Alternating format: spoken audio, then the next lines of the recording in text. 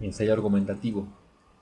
Hace poco acabamos de ver un ensayo que es más bien una especie de resumen, un ensayo histórico sobre la Segunda Guerra Mundial. Ahora veremos un ensayo argumentativo. Y los ensayos argumentativos por lo general son tópicos, o sea, son temas más actuales. Por ejemplo, la escasez del agua en el Distrito Federal. Este ensayo lo hizo una alumna que al momento de presentar el examen Ceneval lo aprobó con la mejor calificación, que es 95.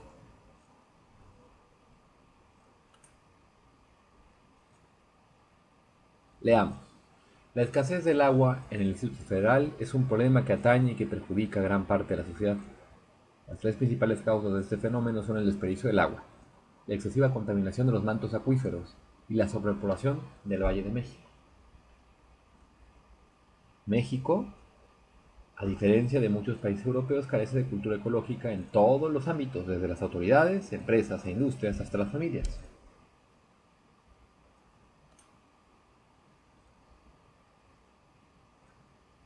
Por un lado, casi todos los ciudadanos desperdician diariamente el agua de muchas maneras. Por ejemplo, cuando al lavar platos no cerramos la llave del grifo y cuando empleamos agua para barrer los patios de las casas. Por otro lado, la contaminación de nuestros mantos acuíferos es uno de los factores que más contribuyen a la escasez del agua. Esto se debe principalmente al exceso de basura en las calles, a la tala inmoderada de los bosques, a la no separación de la basura y, por supuesto, a los desechos peligrosos de las industrias. Por último, el exceso de población del Valle de México es otra de las principales causas de la escasez del agua. Desde las décadas de los 60 y los 80, el número de habitantes de la Ciudad de México y del área metropolitana ha crecido excesivamente. El abasto de agua para una ciudad tan compleja se ha convertido en una tarea bastante difícil. Además, la falta de planeación y mantenimiento de las calles y de las unidades habitacionales propicia que el agua se desperdicie y que no sea equitativo su suministro. Por si fuera poco, como los más afectados por la falta de agua son la gente de escasos recursos, y siendo ese sector de la sociedad la mayoría de la población del Distrito Federal, el problema de la escasez del agua se ha convertido en un tópico político. Los aspirantes a diferentes puestos de gobierno para obtener votos hacen referencia a la problemática de la escasez del agua para emplearla como lema en sus campañas políticas. El problema de la escasez del agua no parece resoluble, por lo menos a corto o mediano plazo, porque ni el gobierno ni los ciudadanos asumen responsabilidades. El primero no garantiza el mantenimiento de la infraestructura del agua y no sanciona a los habitantes que desperdician el valioso líquido. Los segundos rara vez revisan las tuberías de sus propias casas y no se comunica la cultura del ahorro del agua. Antes de concluir, vale la pena mencionar que el problema de la escasez del agua no solo compete a la Ciudad de México, sino a otros muchos estados de la República Mexicana, entre ellos el Estado de México, aunque también hay estados del norte y del sur del país que tampoco tienen agua suficiente. Todas estas razones nos hacen pensar que, si deseamos encontrar una solución, primero tenemos que empezar por combatir los vicios más al alcance, porque si es importante que el gobierno mejore la situación de suministro del agua, es aún más significativo que las familias y la sociedad en conjunto deje de desperdiciar el agua. En ese sentido, tanto el gobierno como las empresas, las asociaciones civiles y la sociedad en conjunto, apoyándose en las redes sociales, deberíamos promover el cuidado del agua. Asimismo, los ciudadanos podríamos conocer el presupuesto que el gobierno federal y estatal destina para el suministro, no es su, también se podría poner su, es suministro del agua y con esa información fortaleceríamos la responsabilidad de los gobernantes.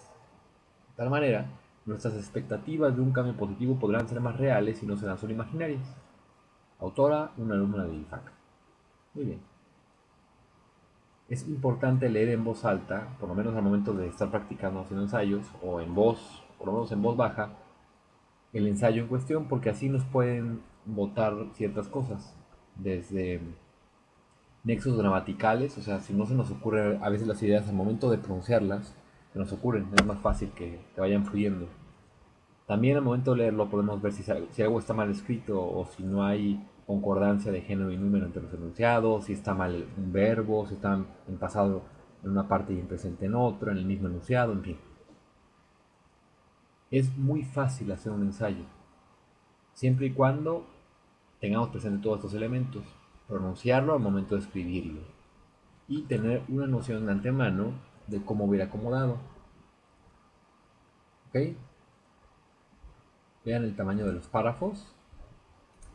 Por ejemplo, aquí es importante poner, además de la sangría, poner un espacio entre cada párrafo. Aquí no está puesto.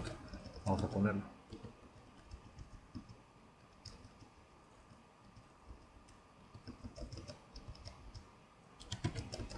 ¿Okay? Vean que el lenguaje que emplea no es muy rimbombante. Es un lenguaje común, sobrio, para ideas sobrias.